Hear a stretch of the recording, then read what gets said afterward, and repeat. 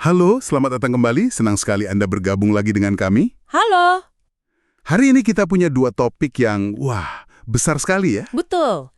Kita akan coba telusuri perjalanan panjang kita sebagai manusia dan juga ini nih, misteri kenapa kita punya ribuan bahasa yang berbeda-beda. Menarik sekali.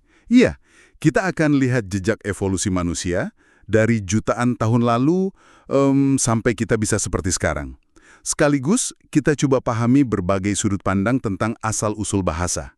Gimana kok bisa jadi alat komunikasi kita yang paling kuat, tapi juga beragam banget.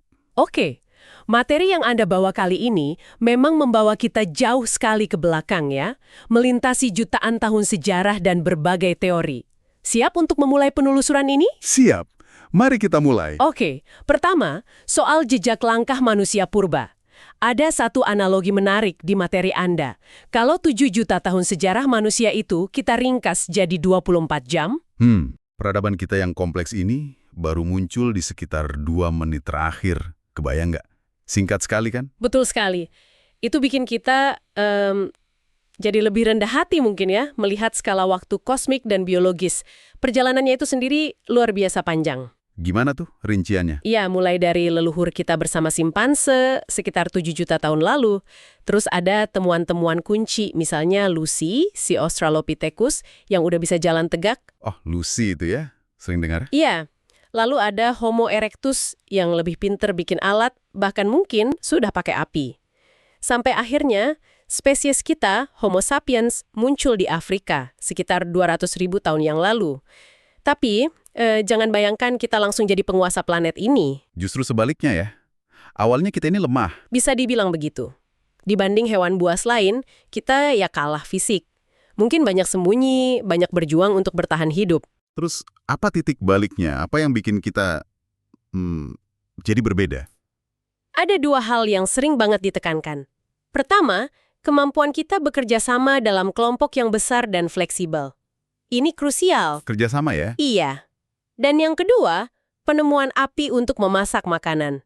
Ini bukan cuma biar enak atau nggak sakit perut, tapi nutrisi dari makanan matang itu lebih gampang diserap tubuh. Jadi itu mendukung perkembangan otak. Diduga kuat, begitu. Otak kita kan butuh energi besar. Makanan yang lebih mudah dicerna memberi pasokan energi itu, memungkinkan otak kita tumbuh lebih besar dan kompleks. Dan otak yang lebih kompleks ini yang kemudian membuka jalan untuk berpikir abstrak, berimajinasi, merencanakan masa depan, dan akhirnya bahasa. Begitu ya kira-kira alurnya? Tepat, kemampuan kognitif ini, terutama bahasa dan imajinasi, memungkinkan kerjasama dalam skala yang nggak pernah ada sebelumnya. Kita bisa cerita soal hal-hal yang nggak kelihatan, bikin aturan, mitos, konsep bersama yang mengikat ribuan bahkan jutaan orang. Tapi di materi Anda juga disinggung soal sisi lain. Kemungkinan adanya kompetisi, mungkin bahkan konflik dengan spesies manusia purba lain seperti Neanderthal, yang akhirnya punah. Iya, itu salah satu hipotesis yang masih jadi perdebatan di kalangan ilmuwan. Apakah kita unggul karena adaptasi yang lebih baik, atau ada faktor persaingan langsung? Yang jelas, akhirnya hanya Homo sapiens yang tersisa. Menyisakan kita sendirian ya, setelah itu baru masuk ke era revolusi pertanian. Betul, sekitar 12.000 tahun lalu. Manusia mulai nggak nomaden lagi, mulai menetap bercocok tanam, berternak. Ini mengubah segalanya. Ada surplus makanan, populasi tumbuh, muncul desa, kota. Waktu luang juga jadi lebih banyak mungkin ya, untuk mikir hal lain. Bisa jadi, manusia mulai mengamati langit, musim, mencatat pengetahuan. Nah, ini cikal bakal tulisan. Bahkan menciptakan konsep abstrak seperti kepemilikan, hukum, dan uang. Fondasi peradaban modern mulai diletakkan di sini. Luar biasa ya perjalanannya. Nah, ini nyambung nih ke topik kedua, bahasa. Sekarang kan ada lebih dari 7.000 bahasa di dunia.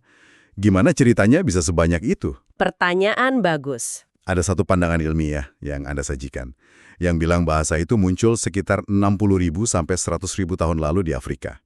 Awalnya mungkin dari niru-niru suara alam gitu, terus berkembang jadi lebih kompleks. Itu salah satu teori utama dalam linguistik evolusioner.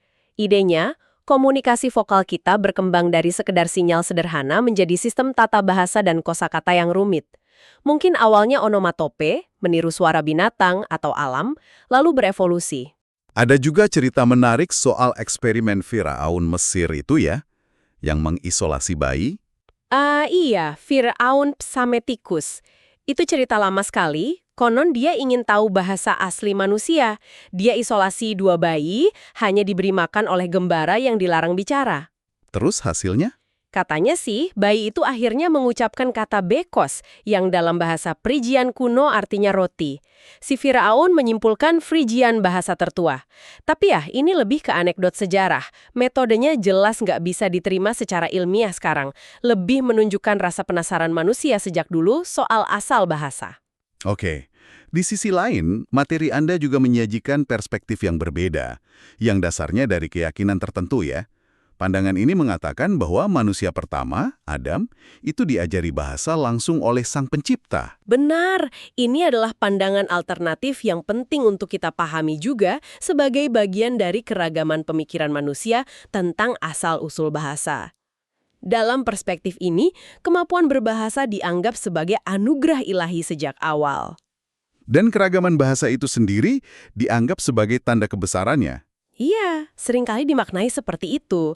Dalam kerangka ini juga kadang muncul diskusi atau klaim tentang bahasa tertentu, misalnya bahasa Arab atau Suryani, Aramaik, sebagai kandidat bahasa purba atau bahasa surga, dengan argumen linguistik tentang struktur kuno atau kemiripan akar kata dengan bahasa lain. Tapi ditekankan juga bahwa kepastiannya tidak ada yang tahu ya. Betul sekali, sumber itu pun menekankan bahwa kepastian mutlak soal ini hanya milik Tuhan. Dan penting untuk Anda ingat, kami di sini hanya melaporkan berbagai pandangan yang ada dalam materi yang kami terima, bukan untuk mendukung atau menolak salah satunya. Tujuannya agar Anda mendapat gambaran yang lebih utuh. Paham. Jadi, terlepas dari mana asalnya, kenapa kok bahasa yang mungkin awalnya satu atau beberapa itu bisa pecah jadi ribuan? Apa faktor utamanya? Nah, ini jawabannya tampaknya lebih jelas secara ilmiah. Migrasi dan isolasi. Itu kuncinya. Maksudnya gimana? Jadi gini, nenek moyang kita kan menyebar ke seluruh penjuru bumi. Kelompok-kelompok kecil ini terpisah satu sama lain, kadang oleh gunung, laut, gurun, atau sekedar jarak yang sangat jauh. Terpisah lama gitu ya? Iya, bisa ribuan tahun. Selama terisolasi itu, bahasa mereka berkembang sendiri-sendiri. Muncul kata-kata baru, pengucapan berubah, tata bahasa bergeser sedikit demi sedikit. Akhirnya, setelah waktu yang lama, bahasa mereka jadi sangat berbeda, sampai nggak bisa saling mengerti lagi. Contohnya ada? Contoh klasik itu runtuhnya Kekaisaran Romawi.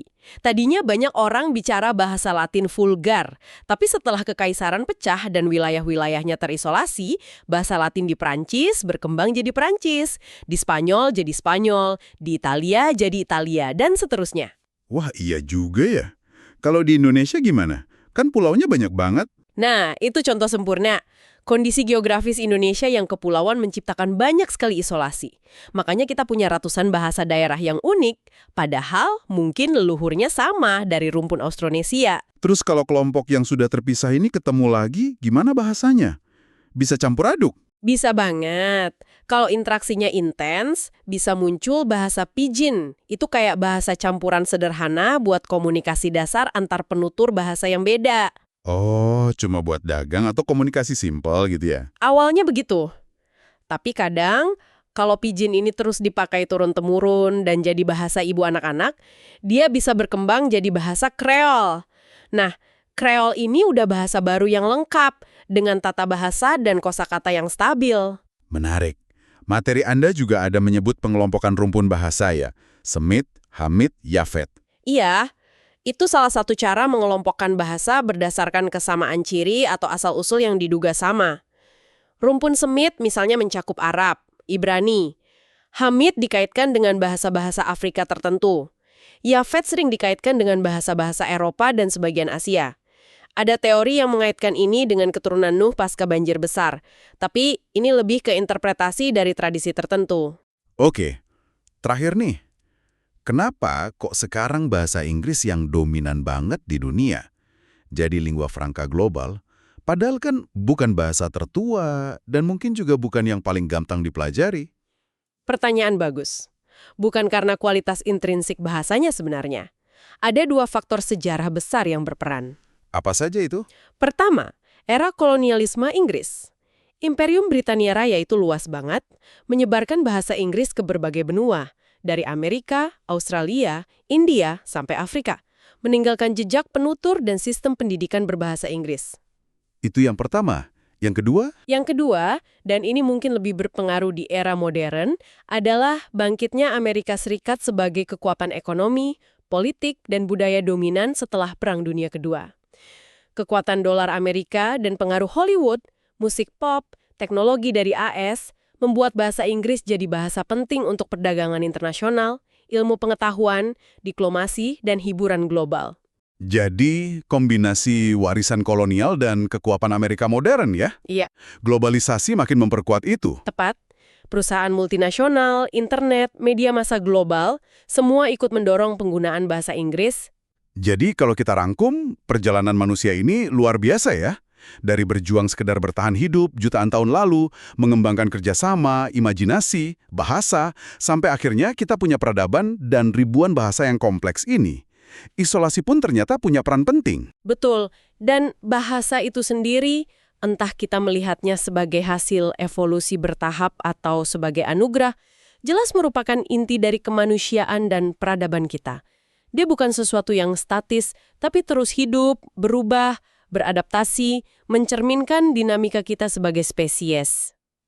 Nah, sebagai penutup, ada satu pertanyaan reflektif yang menarik dari materi Anda untuk kita semua renungkan. Dengan kemajuan teknologi sekarang, terutama rekayasa genetika dan kecerdasan buatan, kira-kira kemana arah evolusi manusia dan bahasa kita selanjutnya? Akankah kita jadi semacam manusia super dengan kemampuan baru? Atau justru teknologi dan mungkin keserakahan kita membawa risiko kehancuran? Itu dia, sebuah pertanyaan besar yang mungkin belum ada jawabannya. Sesuatu yang bisa Anda bawa pulang dan pikirkan. Terima kasih banyak sudah menyimak penelusuran kita kali ini. Semoga Anda mendapatkan sesuatu yang menarik hari ini. Tetaplah penasaran dan jangan lupa tunggu pembahasan kita selanjutnya.